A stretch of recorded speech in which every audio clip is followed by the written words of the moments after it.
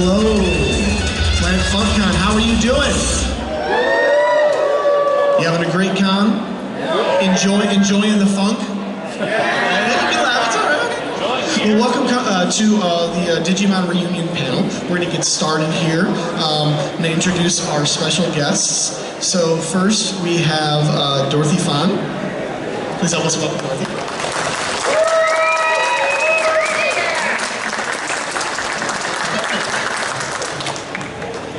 And then we have Tom Fahn.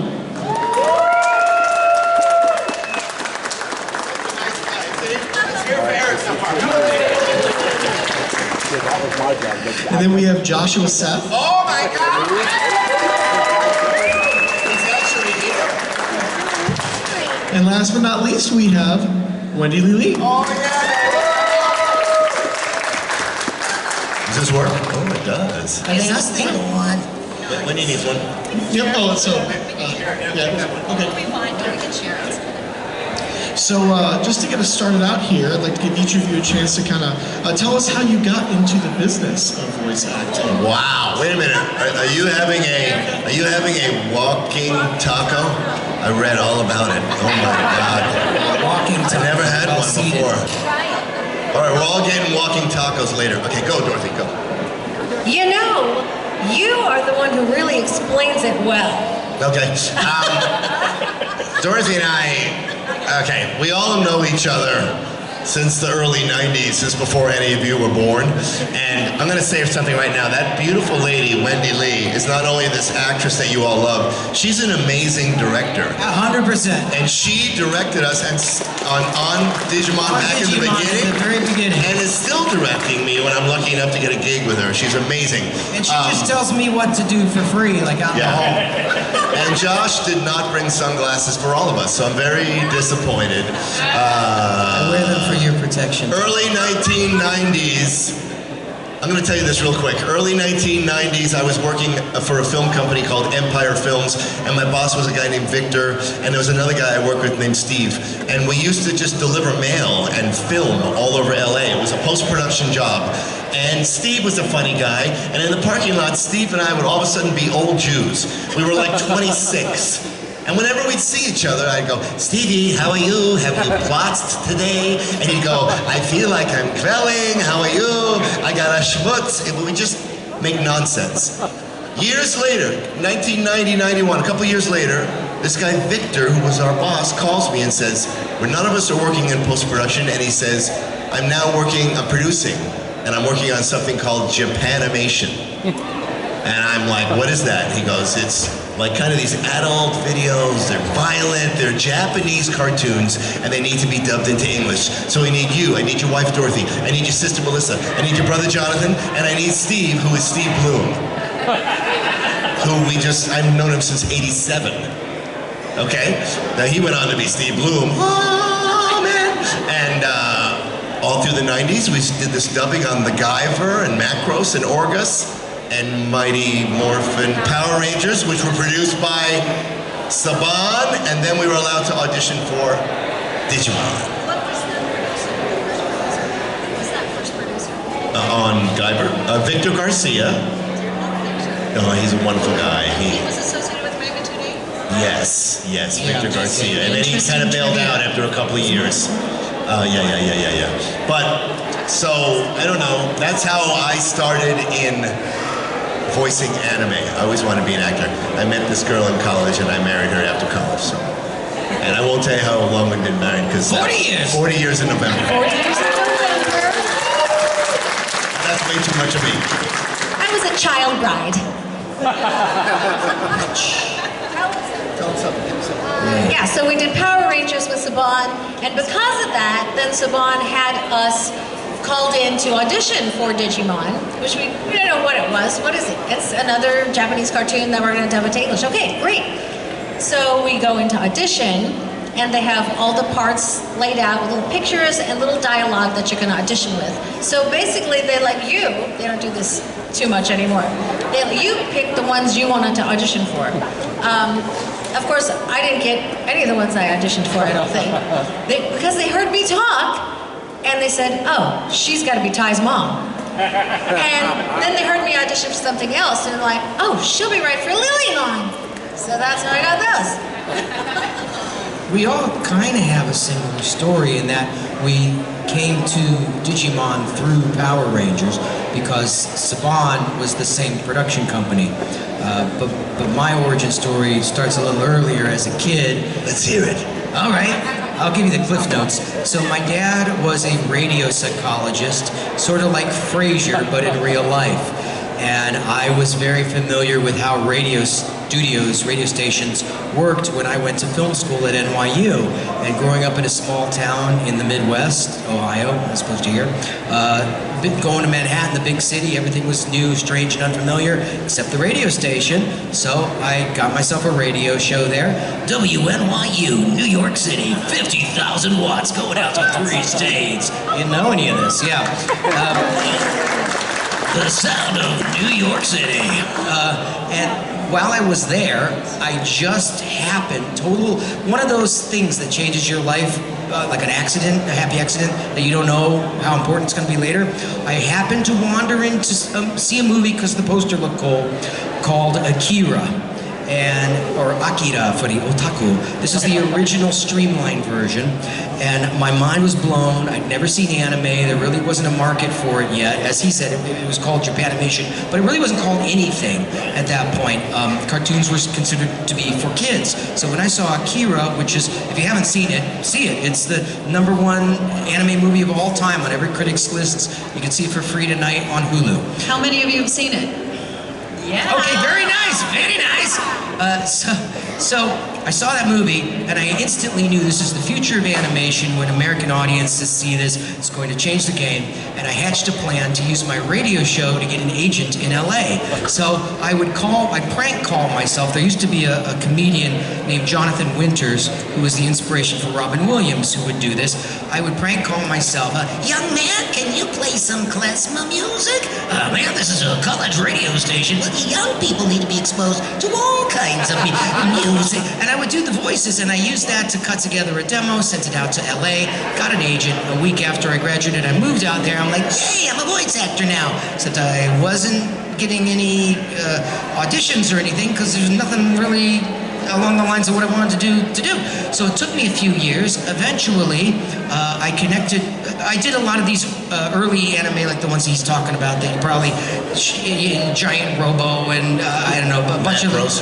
I was Hutch on Honeybee Hutch that nobody's ever seen. I was in Honeybee Hutch. Oh yeah, but it's not been distributed anywhere. It was a classic. It was 65 episodes. I learned to do dubbing. So bit by bit, year by year, throughout the 90s, I was sort of getting dialed in and networked in with this group of people, which became sort of the LA anime dubbing crew by the late 90s. And there was an actor named Richard Horvitz, who was the original voice of Alpha 5. Aye, aye, aye. Aye, aye, aye. And weren't you after me, right? Alpha 6, right. So I only replaced him for like 3 episodes, which was all this character was on Turbo. And I recently found out it was because of a contract dispute. I didn't realize it at the time. But anyway, they brought me in to voice Alpha 5 just very briefly in Power Rangers, and I met everybody because back then we had to physically go on set to do it. And I'd already been working on all these other shows, but I'd never met anybody. Now I meet everybody, and they're like, hey, we're launching this new network, Fox Kids, in the fall. We'd like you to read for the main character of the new show that's going to launch it, called Digimon. And just like she said, all you saw was a picture of the character, which was Ty in the fighting pose. And looks just like you. Yeah, like a pair. I had more hair then, yeah. Very messy. And like a little paragraph explaining the backstory and just a few little lines. So, I got that role, and then just Weren't you the voice of Fox Kids? Yes, and then and I did about a dozen of the Mons, at least in the first season. Multimon and the original Tentomon and Wizardmon later on, and Pumpkinmon and Candlemon. There's like a dozen things, but eventually they took most of those away from me, yes. And I just was Ty, which is fine. And then I was the voice of Fox Kids, on Saturday mornings. So I became the voice of the network. Which is a real paying job. Yes, and then I became the voice of Kids WB afterwards. So I was actually the promo guy for Pokemon.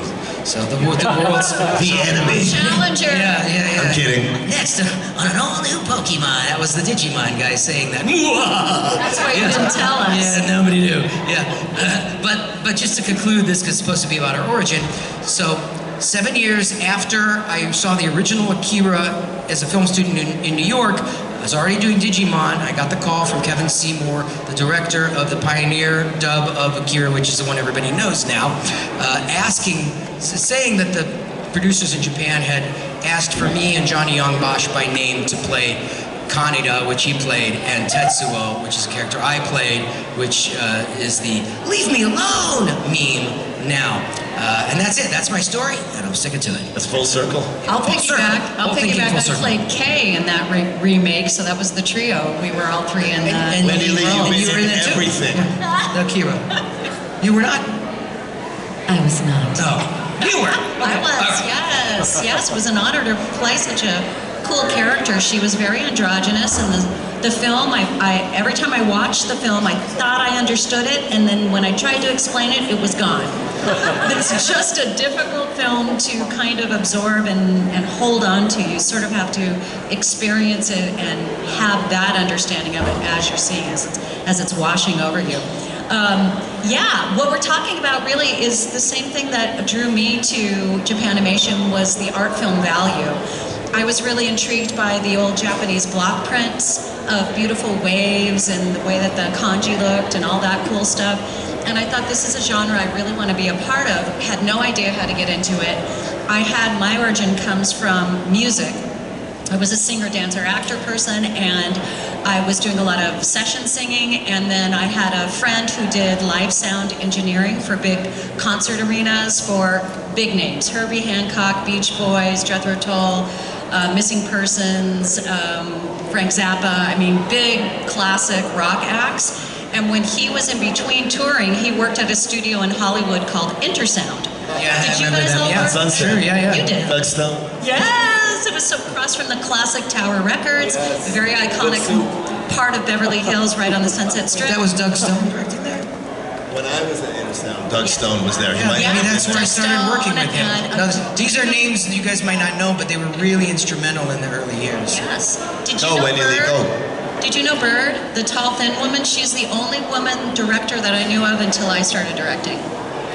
She was amazing at Intersound. Yeah, she was. It'll recall. Yeah, the wheels will start turning back there. Yeah. So I happened to go in to observe a session. I was dying to get into animation, and my friend was like, "Would you and all those people that are in you, all those voices, like to come down and observe this audition process?" Oh my gosh, this was the moment. This is a kind of a breakthrough moment, like we were just discussing, like you were just saying, when a happenstance leads you into your future destiny. And I really encourage, anytime I get a chance to speak to an audience, I encourage you to hone that voice within yourself. It's a gift we all have that is really a measure of truth that will kind of ring truth in your bones when something happens in your life and you just get a hunch. Those hunches, it's actually a topic I've studied quite a bit. Synchronicity, which rules our life because we're matching voices to sync to picture. And since I'm a very detailed director, I love it. Are you? I don't push anybody at all. I love Josh's note to me one time. He came in for a session and we were getting ready to start. It was early in the morning and you were just kind of like, can we just do this and get this over with? And I was like, oh, are you directing? Oh yeah, you're all picky and stuff, right? Yeah, okay. And I was like, yes I am, and your best work is what's gonna end up in this show. Wendee Lee That's true. gets the gold. Wendee Lee. She does not settle for less than your best. Dorothy knows the most because I've put her in almost every single project I've ever had. Thank you. So thank you, Wendee. Thank you. Yes. You know, real quick, the entertainment business is like any business. Teacher, plumbing, whatever, it's all who you know. And you want to work with people who you want to work with. And then there's other people you don't want to have anything to do with. You want to be with these people all the time. And I like Eric so far, so he's a nice guy too. I'd work for him too. So anyway, I got an opportunity to audition at that session, and it was an incredible experience. It was all analog. Now recording is completely digitized. We use Pro Tools, and you probably heard we use a 3-beep system. Beep, beep, beep, and in rhythm on the imaginary fourth, beep, which doesn't exist, you begin, it's the downbeat to when you actually begin speaking. So many of us that are musical or have any kind of dance background, singing, playing an instrument, even sports, helps you with that sync skill, which is a very right brain, left brain process. So all your creative recall has to be ready to go. That's not something you prepare. It's all there, ready to go. And then the sync is what you're perfecting as you go, massaging each labial, each word, each consonant to picture. And all of us are old guard, where the Saban structure was, it must look like the original language is English. The sync has to be perfect. You'll notice now a lot of projects, I was just looking at the new Lazarus, which is a beautiful Watanabe new series, but the sync is very loose, and that's hard for me as a viewer. It takes me out. And it's easier for them now because they could compress, they could squeeze it, they could stretch it. When we did it, there was none of that. We had to hit it dead on. In fact, do you remember at the very early days, there was no beep. You had to read the time code as it's flashing by. That's right, and that's what I'm talking about. I went in and had my first experience trying to match my voice to picture, and I thought I had it, and I went in, and I sucked. And I thought, I can get better at this. I think I can really work on this skill. How am I ever going to get another chance? And then about 3 weeks, 3 months later, I got a call that audition landed me my first role in Robotech. And that was my origin. And on another side note to Wendee Lee, and on directing, I'm not a director. I think Dorothy could direct. We could all direct. I'm not a director. I don't know if you direct. Wendee is, it's not only the sync that you see and hear, it's the inter of the acting. It's the choice I've made, say. It's been able to translate what you want. It's a real gift to be a director. I'm not a director. I could do it if I had to do it. I don't want to do it. It takes a lot of patience because you got to put up with all the actors. Well, I've always said I'm sorry to interrupt you. I was a theater director first and a choreographer, so I apply a lot of what I use spatially as a director for stage to what we do, and that is that it's always your very best work, and also it's my job as a director to advance the plot. So through each character, we get an opportunity to do that when you're shaping a new dub. So the idea is that you're immersed in this experience and nothing that we're doing takes you out of it. It's seamless. High quality. We answered one question. You're getting good. Now You're getting the real deal. Time, yeah. Well, so in each of your origin stories, you kind of hit on this. You've been around American anime for a long time, right?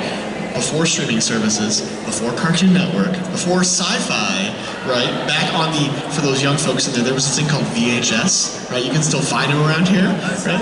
Yeah. So, as you've seen anime fandom grow, where do you see Digimon's role in that? What makes it stand out among all of the others? Well, the obvious answer is it was a Saturday morning kids show that was about something real. It wasn't just about fighting, and it wasn't just like little monsters saying their own name over and over, and it wasn't the same basic structure every episode repeating without anybody aging or growing or learning or having conflicts. No, I mean, Digimon, like, people got sick, characters died, there was even, I mean, I've played Tai from as a little baby and a toddler to, elementary school student to in the Tri movies, more like high school, like this. In Last Evolution Kazuna, like they're all going off to college. Like the story arc is the arc of life. And so I think to answer your question, to my knowledge, it was the first like Saturday morning kids cartoon that grew up along with the kids.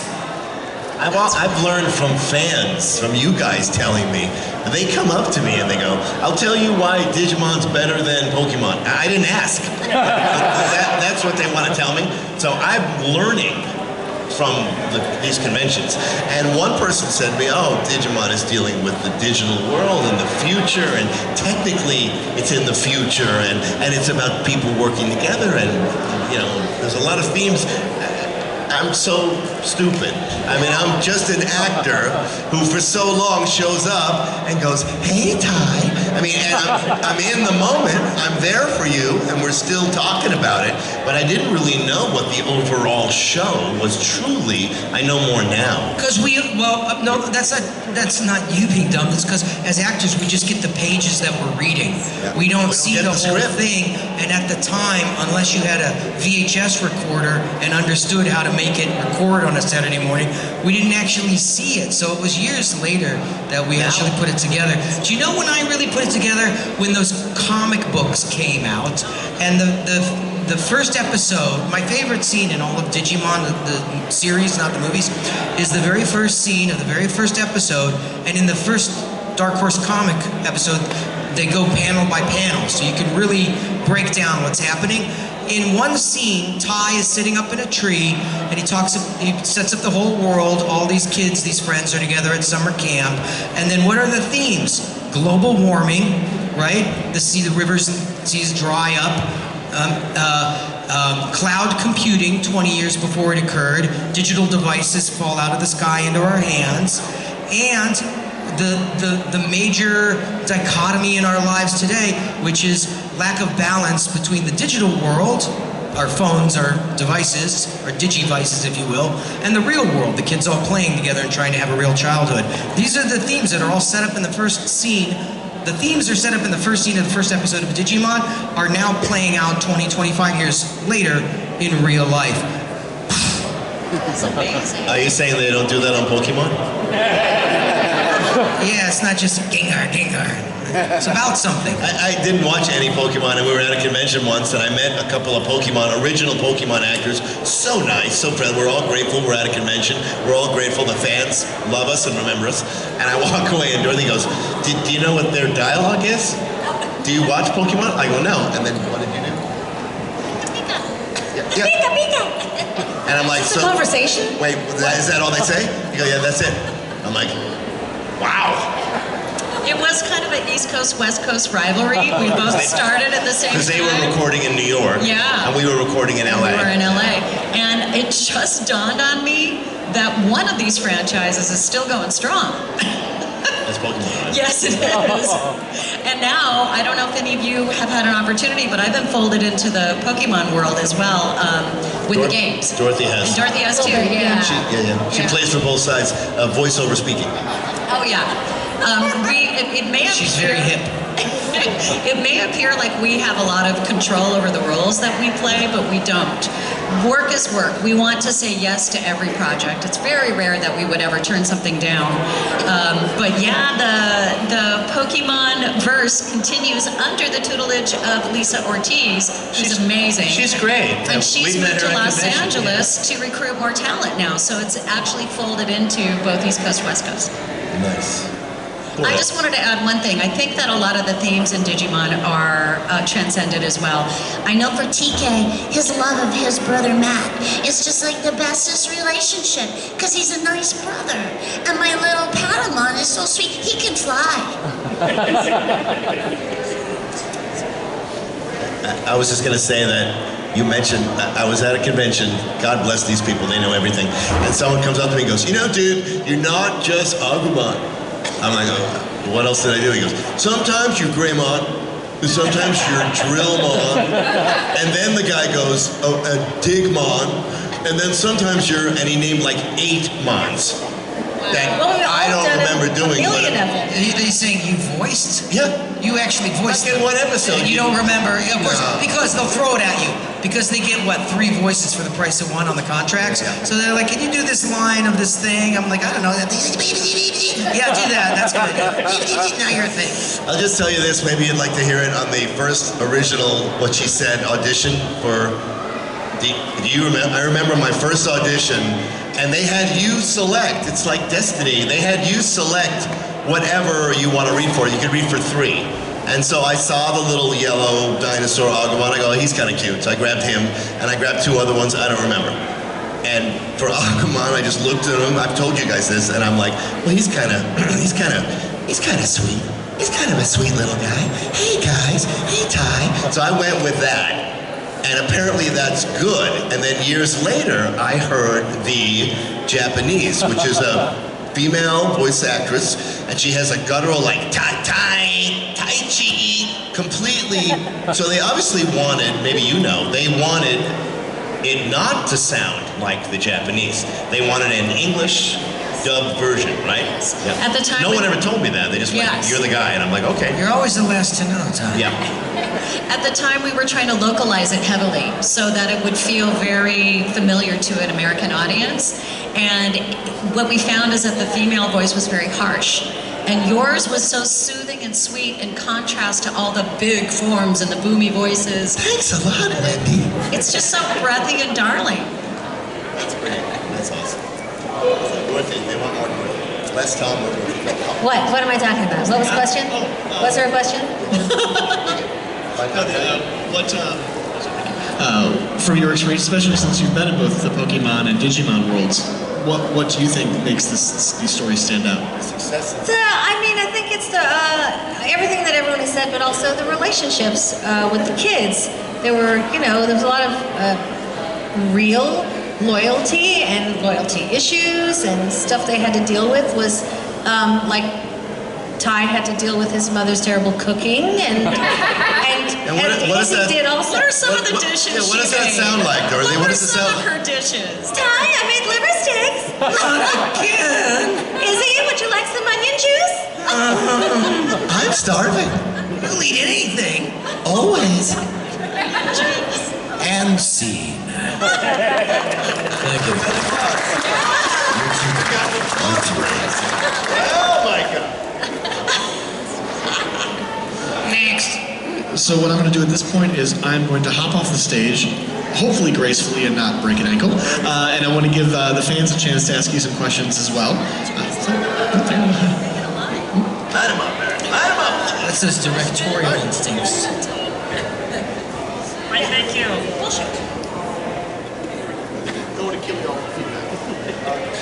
Sure, if you want to, go ahead, yeah. Go ahead and come on up if you have questions. We'll do it that way. So, nice, orderly fashion. Hello. We met earlier, yes. Mark. Thank you. Step back from that from this one. Well, what's his son's name who's not Oh, here? yeah. No, I'm fine. Ozzy. You got it. Oh, You remember. come I take umbrage that somebody said Digimon isn't relevant anymore like Pokemon. The card game's awesome, there's a video game coming out, and there's a new show coming out. But my question is, regarding that show, every few years they put out a new show, but more often than not, they go back to the original characters. They go back to the original story, they extend it, they flesh it out more. Is that just millennial nostalgia, or is there something to those characters that is worth telling, I guess? I mean, it makes money, like, to be frank, but why the Digimon Adventure Crew? Why tie in the game? I think we were covering a lot of that in just recapping what the longevity of Digimon is. But if you guys have anything to add to that. The movie, I don't know, Mark, if you're referencing the movie from is it a year or two ago now? Yeah, they just did Ultimate another one. Edition, Yeah. is that what it's called? Yeah. Ultimate. They found an extra half hour that was cut back in the year 2000, and they put it back in, and they got all of us back. 3 cast members have sadly passed away. You're talking about Digimon the movie? Yeah. So, yeah, they redid Digimon the movie. That was 3 mini movies squashed together and made more. Have you guys palatable seen that? for Any of you kids. seen that? They made the new separate one. Okay, continue. Yes. Well, supposedly you guys like the new one, but you'll probably always love the one from when you were a kid. But I hear it came out really good. You know, I mean, You haven't seen it? yeah, I saw it. No, I didn't see it. I didn't see it yet. I will. I want to watch it with them. But I mean, we're relevant enough for them to extend that a couple of years ago. I mean, we're still in the public eye. There is a new game coming out. I can't talk about it, but yeah. She just shushed me. Thank you for reminding us of that, because we see Pokemon continuing in so many media and different kinds of media. So yeah, we have cards, we have other things with Digimon. Stay with us, Mark. You and Ozzy. I'm with you. My question is kind of Digimon, but also just as voice actors as a whole, because I'm not going to lie, Wendee, I didn't even know who you were. I didn't recognize the faces, but when I heard you do the alpha voice just a few minutes ago, I'm like, wow, that's Alpha or Scorpina from Power Rangers, or the Fox Kids, my childhood, or any of the voices you guys do now with Digimon or anything else. So what does that mean to you guys as voice actors to know that we may not know your faces as a whole, but many of you guys do that voice? It's like, man, you just brought me back to my childhood, especially like with Digimon or any other ones. It makes us feel old. Look at you, you're no spring chicken yourself. And we were like already adults, and you're listening to us in your brain as a little 8-year-old kid. Now you millennials are pushing 40. It's like, oh, okay, I'm old now. That's what it makes me feel. I'm gonna tell you truthfully, it means everything to us. We would not be here without you people. That's right. And that is the truth. So we salute you people. Thank you. But, and then I had a friend who was like, so what are these conventions? What are, I explained it to him. And he's like, so you do a voice and they remember it from years ago? Yeah, he goes, so you're getting, you're being told what you mean to someone. It's not something you get in this life. So it means a lot. Yes.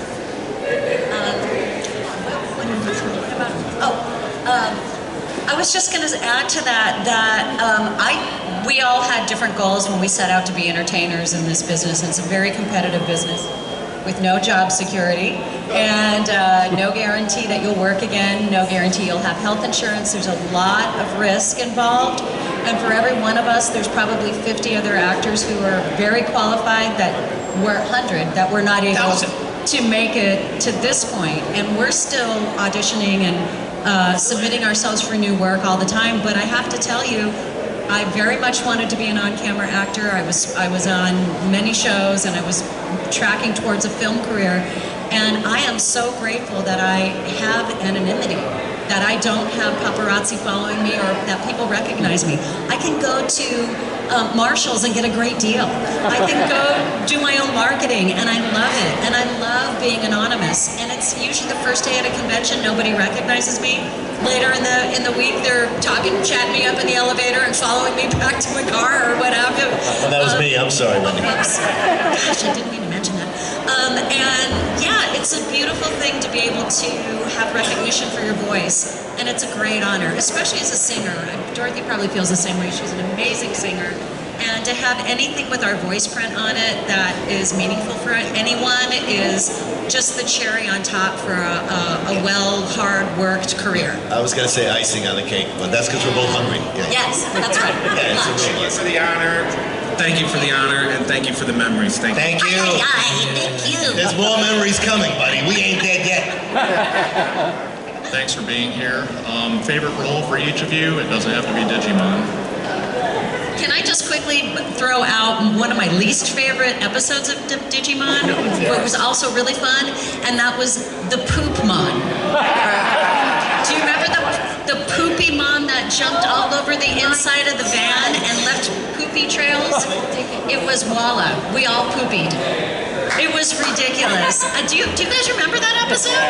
It was just such filler nonsense, and I'm like, we are literally voicing shit today. I mean, poop. Okay, I gotta tell you something. Favorite roles. Conan in Naruto and Meryl in Trigun are my two favorite roles. They were all like a lifetime ago, but they're still, I mean, we love all our babies, but those are my two favorites. But let me just say, one of my least favorite roles ever was in Digimon. Because like we're saying, we all do, like, okay, I did Lilymon and Rosemon and Lalamon and Lilamon and Sunflowmon and God knows what else. I did all these other things. One day, I don't know if anyone here knows the story, they said, okay, we want you to do this character called Harpymon. Okay, and I'm like, sure. No lines. For 2 hours straight, I had to do this.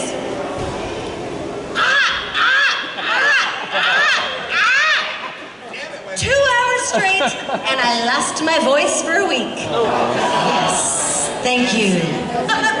Mic drop. I love Agumon. On Digimon Tamers, after They whacked Agumon. Oh, I didn't play Agumon. But they called us back. I think Mary called us back to do this old couple that were in one episode, Bapamon and Digimon, and they said, we want you guys to do it like Billy Crystal and Carol Kane in The Princess Bride. So and it's opposite my sister Melissa. She's like, why are they fighting? That's her character. And this is the voices that we did. What the heck are you doing? You got a lot of nerve. I love you so much. So I like doing that. I like doing stuff. I like hearing you do that. I don't know if I have a least favorite. I worked on a video game once and I lost my voice, so that would be a least favorite. Yeah, me too. I was just thinking when you guys talking about losing your voice, on the original The Hobbit video games, The Hobbit and Lord of the Rings video games for the PS2, I was both Legolas and Gimli, and I pretty much lost my voice from Gimli. On my ox, he was like that, you know, yeah, and I learned to back off a little after that. Most favorite, although I mentioned it before, is Tetsuo and Akira because of the whole full circle nature of the career. But aside from that, and Tai, of course, would be the fact that I got to be in the SpongeBob movie. You know, and I was the voice of the king's ground polisher who's always getting bumped on the head by Princess Mindy, who became the prisoner. Yeah, to just be a part of the whole SpongeBob universe was pretty cool. Had very good craft services. Favorite Wendee, one of your 100,000 voices, go. You're not supposed to have favorites. As Dorothy said, they're all like our children. Faye Valentine. But sometimes we can't help it. Haruhi Suzumiya. But we really love the ones that we're working on currently, Kanata. So there's a few, if I were to mention them, but honestly, it's just being able to be versatile and play lots of different roles. And what you're hearing us say about our least favorite characters has sort of been addressed, well, very much been addressed by our union, and that is addressing vocal fatigue. So we're not allowed to come in and scream for 2 hours anymore. Thank you. They have to disclose in advance if a character is going to be vocally stressful, and things have improved on the job front as far as that goes. Making some progress. And soon AI will do it anyway, so it won't have. It won't even be a concern. I remember you, and your name begins with an R. That's as good as I got. I was gonna say Robert, but I don't think it is Robert. Hello, what is your name? Hi, my name is Roman. So close. How would you guys like to do a new movie? Or like a reboot? What should it be about? Like from Digimon Adventure, Last Evolution, Kizna, like Tai gets Agumon back. Yeah, that sounds good. Oh, what a good idea. Okay, Tai, at that, so the part 2 of Last Evolution Kizuna, Tai opens his eyes and it was just a bad dream. You know, Tai, I was just making a joke. What are these magazines? Yeah, right, yes. Hashtag awkward. Please don't hurt my Patamon. Thank you, Ronan. Thank you for your That's question. a good idea. Maybe it'll happen. Hey guys. Wait. First name begins with an M. Yes, it does. Morgan? Yes. Oh, Morgan's an amazing artist. Amazing artist. Amazing artist. Round of applause for Morgan. She should duplicate and sell prints of these Come things. by and see what she drew What she for drew us. is amazing. Okay. My question is actually regarding Digimon the movie. So, you did Digimon the movie way back when, and then you came back for Digimon the movies. What was that experience like coming back, redubbing these movies, and like, just what was that experience? Can I just jump in and say it was like revisiting your favorite place to travel to. It was so warm and inviting and lovely, and we're so fortunate that the production company, it's Bandai, right? Pretty sure it's Bandai. Marissa Lenti spent like a year getting us all together. Yes. She was a fan, and that was part of her childhood too, and she grew up to be a producer on the show and fought for the original voices to come back. And a lot of that comes from the fandom, from all of you guys appreciating and wanting to hear us again. And so it felt like going back to, it's the only time I've had that experience in my career, going back to a warm beautiful community and slipping back into the shoes of that character. They played us samples of our original voices so we could dial them right in, and it was just really a big love fest, and it felt so nice to be a part of it. What'd she say? I just want to say, I was so happy that, because like all these reboots are coming out recently and they're recasting everyone.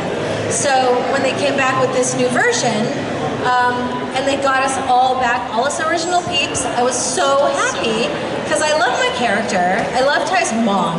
She's such a great mom. However, yes, in the new version, they dialed back some of the funny in order to go back to what was closer to a literal translation. Which is more intense. They kept as much as they could, but I was a little unhappy about that, but I was really happy to be playing the part again, and that Anaconda was gone. Wow. What everyone said, and what was so sweet is the director, what was her name? Marissa? Marissa Lenti. She's an actress. Yeah, but it was in LA, and she had all Digimon toys and plushies on her thing as she's recording us. So I'm like, well, this is going to be. She loves what she's doing, so I enjoy it. The other thing I wanted, while we're giving props to the team behind the new Digimon the movies, I also appreciate that they let us do it remotely, because I don't live in LA anymore, and guess what? That does not mean I'm dead. That's how they act. Like, well, can you come into the studio? Why? I have a studio. I have the exact same Neumann 103 mic in my studio that you have in your studio. Bragging. 3,000 miles away, and they let me do it, you know? Show off. So I didn't have to, it didn't matter where we were. And that's really how it should be, because the technology has advanced to that point where let me characterize it this way. Even if, well, that's true. Yeah, you can't schmooze in the break room after. But when you're recording a voiceover, like a dubbing especially, there's thick glass and big wall, you know, between you and the writer, the director, the producer on the other side of the glass. It's no different than doing it remotely, and you got your cans on, and you got your monitor, and there's a Zoom going, so you can hear or sometimes even see them, and maybe the directors in Texas and the engineers in LA, or vice versa, and I happen to be in Florida.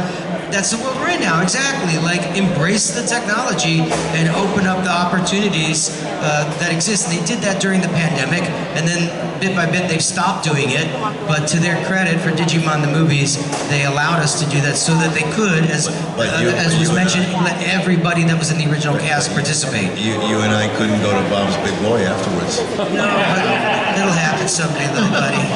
It's true. During pandemic, we went into remote recording, and everybody had to very quickly, within a 2-week period, as I recall, gear up our homes, and my closet turned into my my office, my workspace.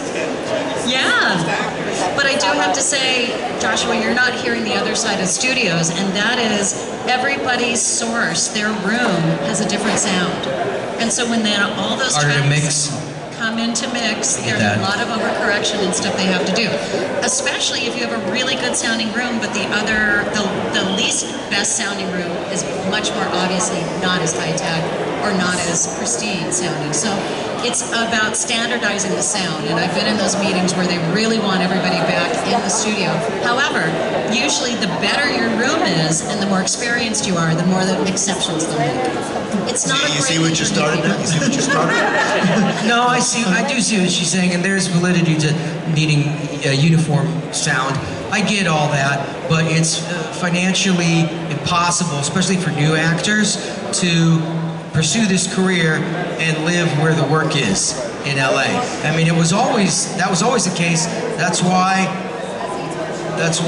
people have, you know, real jobs on the side. What'd you do? Engineering, post-production forever, directing and writing and acting and stuff like that. So yeah, it is a really good question. It kind of opens up a whole can of worms in terms of, you know, what's possible.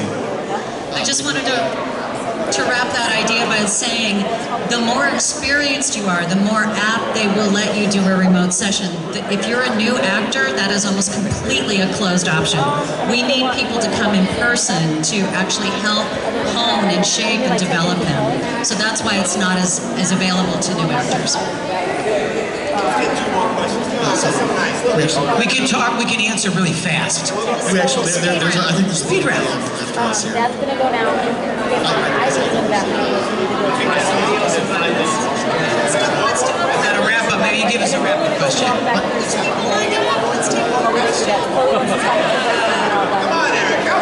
We'll answer real fast. You're working it. All right. Speed round. Quick, one sentence answers. I was just wondering what characters you enjoy voicing more, the Digimon or the human characters in the show? I was wondering which characters you enjoyed most in the show, voicing the Digimon themselves or the human characters? Oh, the human characters, they have more emotional range. Human. Sometimes he calls in sick and I do tie. And let me tell you, I'm Agumon all the way. I think it's a tie for me. I love Ty's mom. But I'm tie, and I love cooking terrible food for him. One more? Really fast? I'll say this, sometimes they used to need us to, that's not English, they used to want us to do the miscellaneous voices. And so they'd be like, after I did Agumon, they'd be like, okay, now you're gonna be cop number 3. Hey, what are you guys doing? You know, so you got to play other parts, and it's fun until some guy shows up at a convention and knows every part you've ever done. We do not remember. You gotta fake it. Yeah, we really, unfortunately. I did. I will need to cut, but I want to make sure that the other folks, that you all can get back to your tables, that you all can have time to talk to each other. You're going to be here this weekend, right? Yeah, so all your wonderful questions, they're going to be here. Please go see them at their tables. Thank you all so much for joining us, for spending your time with us. Thank you all for coming out and supporting con culture. You know, we can only have these because you come out. Here we go. Digimon, digital monsters, Digimon are the champions! Thank you all.